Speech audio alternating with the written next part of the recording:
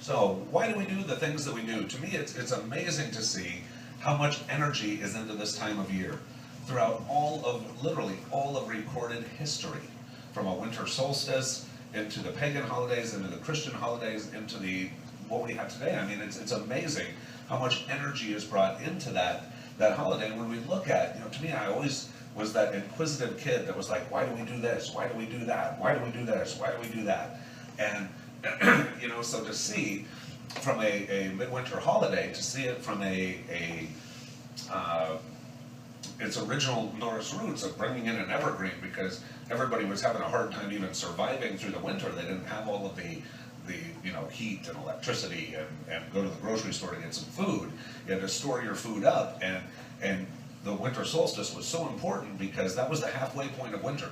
So if you made it to the winter solstice and you could look and say, okay, I've used half my food, I still have the other half my food, chances are we're all going to live. And if not, then boy, we're going to have to really, get crazy with this. And so to bring in something that seemed impervious to the winter, a evergreen tree, makes sense. Made sense. And then when the Catholic Church took over and said, okay, well, gosh, we've got all these folks who are already celebrating the rising sun, the risen sun, S-U-N, and let's put it with the risen sun, S-O-N, and they're already bringing this tree inside, so let's put an angel or a star at the top to represent this is how Jesus got here, this is how we all looked at, and the garland wrapping around represented the snake in the Garden of Eden, and then it would hang apples on it as a way of putting that part in, and then over the years it evolved into this and to that, and in the old pagan traditions, there was spirits in the trees. There were pixies. There were all these things, and they would light up in the trees. And so these folks, to celebrate, they would put candles on the tree so that everybody could see from a distance these fairy folk dazzling. And so now we get this whole mixture right here into this. And we go, wow, look at all the different traditions that go into this. Now the point that I bring up with this is not just a history lesson, but instead is to look at what did Christ come here to teach. Now, just raise your hand if you are 100% of one nationality only. Not close. He's close. Okay, so most of us are a mix. We're a mix of this nationality and this nationality and this nationality and this nationality, and because of that, it's really difficult to pull one nationality out of ourselves and say, I'm not real fond of that one. I want more of this one. Now we can identify with different nationalities inside ourselves, but the whole mix helps us to make us who we are. Just like when we look at the Christmas traditions of even just a simple tree, and all of the traditions that mix into that it's not about pulling one out, it's about embracing our entire human history that goes into this holiday season, that comes into Christmas, as a way of looking at what did Christ teach, which was tolerance, which was love, which was non-judgment. Now, it's been easy throughout human history for people to judge what they weren't or what they were, and to judge whatever I do as good and whatever is done that isn't what I do must be bad. And so therefore these people didn't like those people, and this tradition argued with that tradition, and all these kind of things. And Christ showed up and said, no, don't judge. Don't judge. Love. Just love. Now the same way that we can't pull out a piece of ourselves, of a certain nationality that we might not be as happy with as we are proud of this other nationality, it's difficult for us to look at trying to separate all the different parts of the Christmas holiday from what it is. And because it's all blended in there together, and we don't judge it, as we don't judge it, we begin to look at these things and go, wow, this whole love stuff is really where it's at. This is really what Christ came to teach.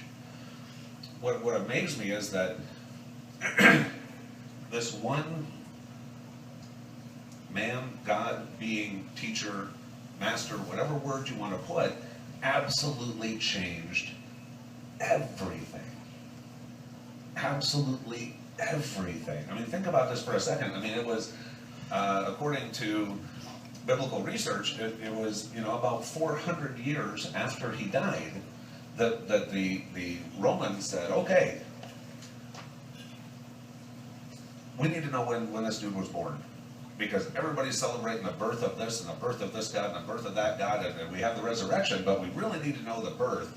And You know, it was 400 years after he lived, and nobody was around who remembered when his birthday was. And so they looked at it and they said, okay, well, if this religion is going to survive, they're already celebrating this here with the rising sun, so let's put it there with the rising sun, S-O-N, and poof, and off it went. But imagine for 400 years, nobody even knew when his birthday was, much less celebrated it. And then it was a decision of a monk who was tasked with deciding the birthday of Christ, that decided the December 25th that we all celebrate. But in addition to that, they decided to rename and renumber the entire world calendar based upon that birth.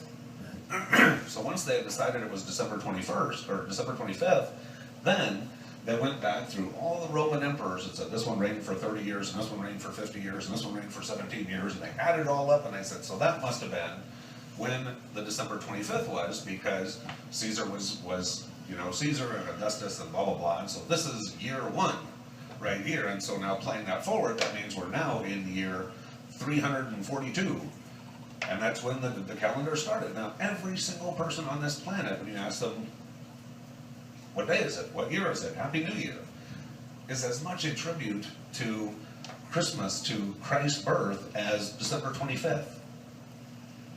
The entire calendar, the way that we think of time, is influenced greatly by the birth of this man. In addition to that, from a spiritual perspective, before that, there was mainly polytheism. There was lots of different gods, and everybody worshipped a different god. If you were a warrior, you worshipped this god, and if you were in agriculture, you worshipped this god, and if you had this and that going on, you had these gods. And then Judaism came along and said, no, we got one god, monotheism, let's go with that. But the God that was there in the Old Testament, when we look at the Torah, the Old Testament, that was kind of a rough dude. That was, do what I say or I'm going to smite you, and bad stuff's going to happen. And then, with the birth and the life of this one guy, Jesus, who showed up, who said, no, I know my dad, and that's love. And that's love. That's not about judgment. It's about love. And people came and they gave gifts at his birth, which is why we give the gifts today to each other. So we look at the influence that the birth, the coming of Christ, changed the entire world from a calendar standpoint. It changed the whole world from a spiritual standpoint. It changed the whole world from an understanding of spirituality standpoint. Now let's bring it closer. Let's bring it into here. Let's bring it into me. Let's bring it into you.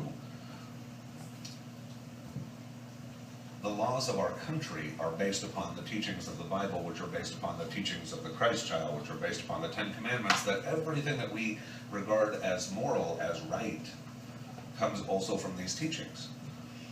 But for me, why do I choose to have a relationship with Christ? Now, understanding that my definition of that can be very, very different. Some people say Christ is the absolute Savior and he took away the sin of the world. Other folks say Christ is God incarnate in the flesh. Other folks say Christ is an absolute master teacher. Other folks say that he is my best friend. I mean, the ways that we know Christ are very, very different. But the way we know each other is also very, very different. Some people call me son. Some folks, when they learn English, are going to call me dad. Some folks call me friend. Some folks call, and everybody knows me in a different way. And so by the same way, we all know Christ also in our own personal and different way. What I look at, though, is in my life, when I choose to embrace this relationship with God, when I choose to embrace this relationship with Christ, my life gets better and better and better. And we can put different words to it, from karma to dharma to vibration and all the stuff. It's all different ways of saying the same thing. But when I embrace that, my life gets better and better and better. And when I turn my back from that and I focus on just me and my life and nobody's looking and I can probably get away with it and all the stuff that goes through our human minds, my life gets worse and worse and worse. Now during this time, of Christmas, it provides a roadmap, it provides a milestone, if you will, because Christmas is the same. Christmas is December 25th every year. But we've changed. When we think about Christmas as a 5-year-old kid, a 10-year-old kid, 15, 20, 30, 40, 50, 60, 70, 80, doesn't matter. Every step of the way we have become different, but we can gauge how different we've come, how much we've grown, how much we've enjoyed our life, we got off track and we got back on track, the happiest times, the saddest times, all by these mile markers of constants, things like Christmas. During this time, we're asked more than ever, more than the rest of the year, we tend to put our focus on really stepping outside of ourselves and putting other people first, because that was the example that Christ gave by saying, I will come and choose to be incarnate in order to change everything, even though I know the ending is really going to be painful. Did it anyway, put others before himself, and so that energy is transferred into all of us. This time of year more than any, let's celebrate these things, let's give the gifts, and let's really put our heart into the mindset, into the feeling, into helping others. Now, what does that mean for you and I?